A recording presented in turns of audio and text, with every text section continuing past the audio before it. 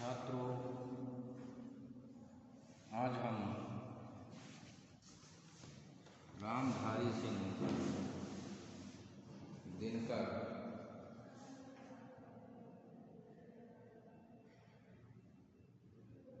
के कुरुक्षेत्र काव्य की चर्चा करेंगे।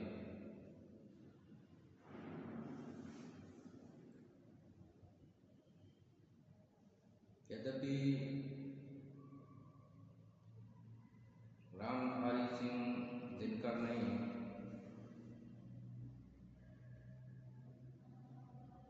हिंदी साहित्य को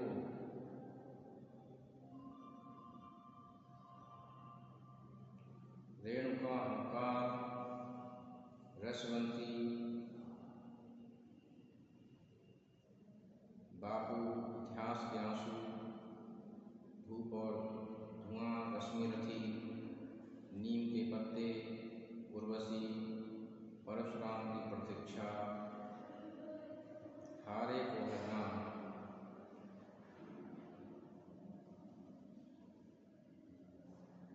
जैसे अनेक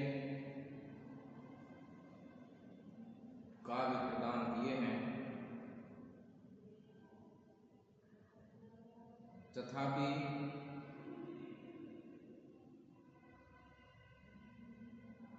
आपके द्वारा लिखा गया कुरुक्षेत्र आपकी प्रसिद्धि का मूलाधार है।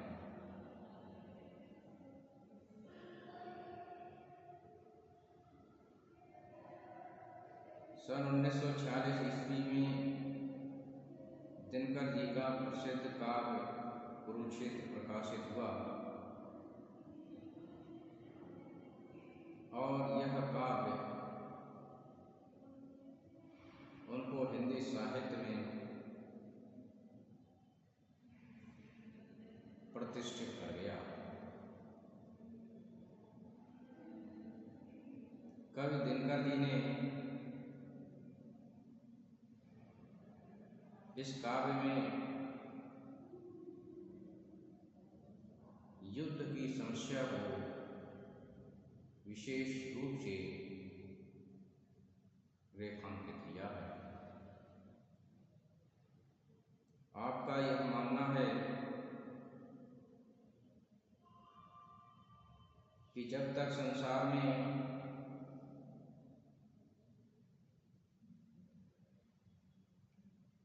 व्यक्ति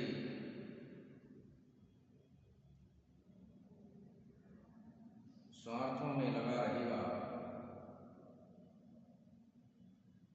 तो निश्चित रूप से युद्ध की स्थितियां जन्म लेंगी। इसी पर आधारित कुरुक्षेत्र काव्य का सृजन आपने किया है।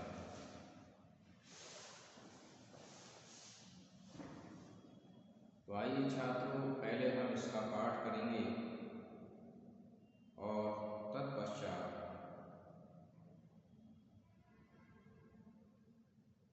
इसको समझेंगे। धर्म का दीपक, दया का दीप कब जलेगा, कब जलेगा विश्व में भगवान,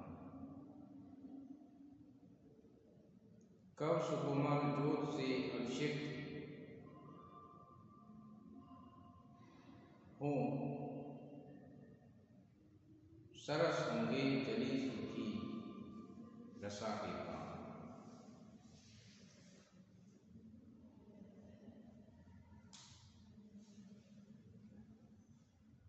कभी युद्ध की विभीषिका को देखकर अत्यंत विचलित और व्यथित है और इसलिए भगवान से वह प्रश्न करता है, वह जानना चाहता है कि धर्म का दीपक और दया का दीपक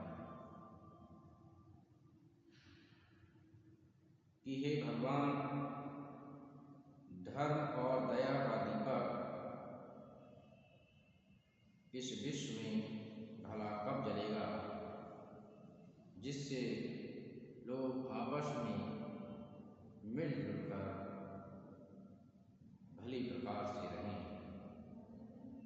यह कब संभव होगा?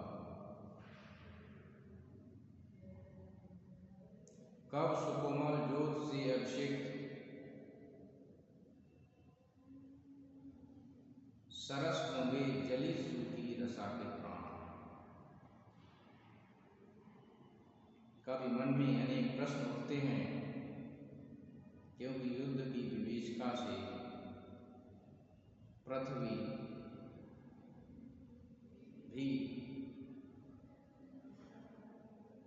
त्रस्त है कि कब सुकोमल ज्योत से अभिषेक, कि हे भगवान, हे प्रभु, सुकोमल ज्योत से अभिषिक्त कहते हैं सिंचित होना।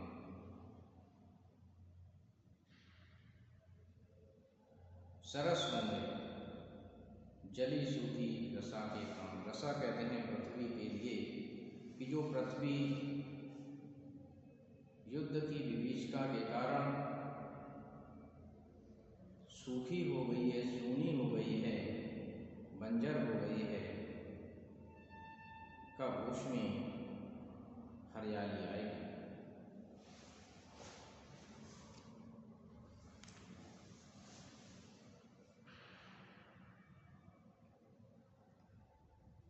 जैसे अनेक प्रश्न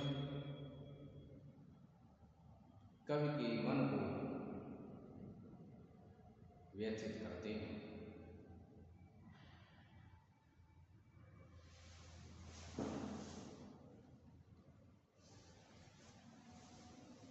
है बहुत बरसी धरित्री पर अमृत की धार, कि है बहुत बरसी धरित्री पर अमृत की धार, पर नहीं अब तक सुशीतल हो सका संसार। भोग लिप्सा आज भी लहरा रही उद्दाम, बह रही असहाय नर की भावना निष्काम। कि है बहुत बरसी धरित्री पर अमृत की धार। धरित्री कहते हैं धरती के, कि इस धरती पर अमृत की धार बहुत बार बरसी है। अमृत कहते हैं जल के लिए, और जल रूपी अमृत कई बार इस पृथ्वी पर बरसा है, धरती पर बरसा है, पर नहीं अब तक सुशीतल हो सका संसार। कि फिर भी यह संसार शीतल नहीं हो सका है। क्यों नहीं हो सका है? क्योंकि भोग लिप्सा आज भी लहरा रही उद्दाम। क्योंकि हर तरफ भोगवादी और लोभी प्रवृत्ति आज भी लहरा रही है, उच्च श्रृंखल हो रही है, और इस भोग लिप्सा के कारण ही अनेक समस्याएं भी बनी हुई हैं।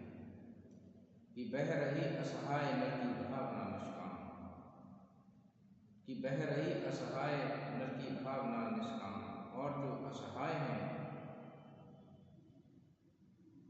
उनकी जो भावना है वो निष्काम हो रही है, बेकार हो रही है।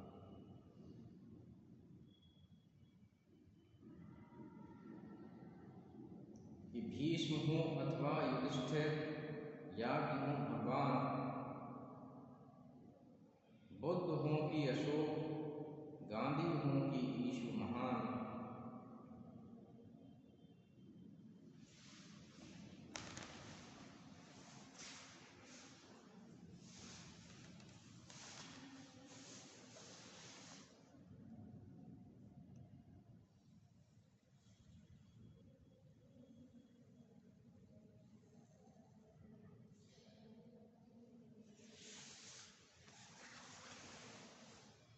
कि भीष्म हों अथवा युधिष्ठिर या कि हों भगवान, बुद्ध हों कि अशोक, गांधी हों कि यीशु महान, सिर झुका सबको सभी को श्रेष्ठ निज से मान, मातृवाच्य ही उन्हें देता हुआ सम्मान, दग्ध कर पर को स्वयं भी भोगता दुखदाह, जा रहा मानव चला अभी पुरानी राह।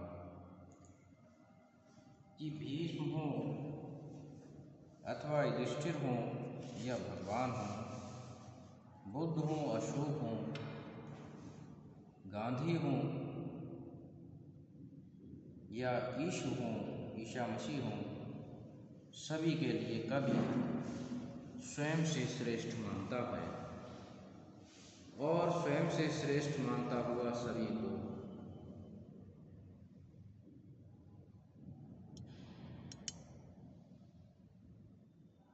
सम्मान देता है, उनको नतमस्तक होता है।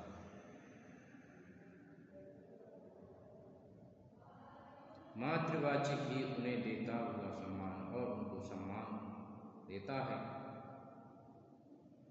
कवि दग्ध कर पर को स्वयं भी भोगता दुखदाह, जा रहा मानव चला अभी पुरानी राह। और यह दुख प्रकट करता है कवि।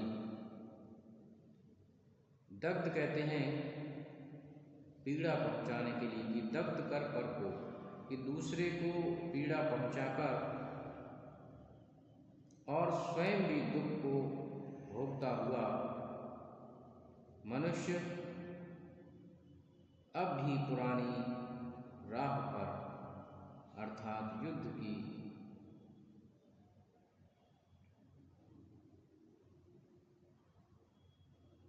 विभीषिका को देखकर भी अनदेखा करते हुए उसी मार्ग पर फिर से चल रहा है। तो इस प्रकार से कवि यह दुख प्रकट करता है कि हम जिन महान पुरुषों का सम्मान करते हैं, उनके आचरण को हमने अपने जीवन में अभी तक नहीं उतारा। केवल उनका नाम लेकर ही हम अपने जीवन की इतिश्री कर लेते हैं, जबकि हमें उनके आचरण को अपने जीवन में धारण करना चाहिए। तो मैं समझता हूँ कि आपने इसको समझा होगा। धन्यवाद।